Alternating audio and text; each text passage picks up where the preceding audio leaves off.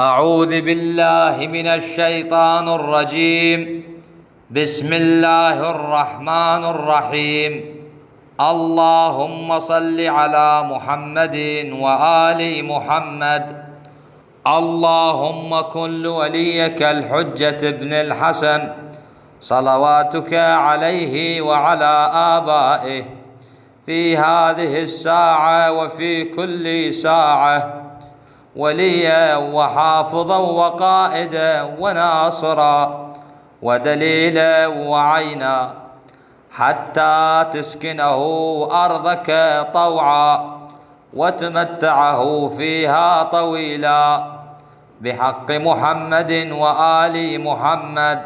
اللهم صل على محمد وآل محمد.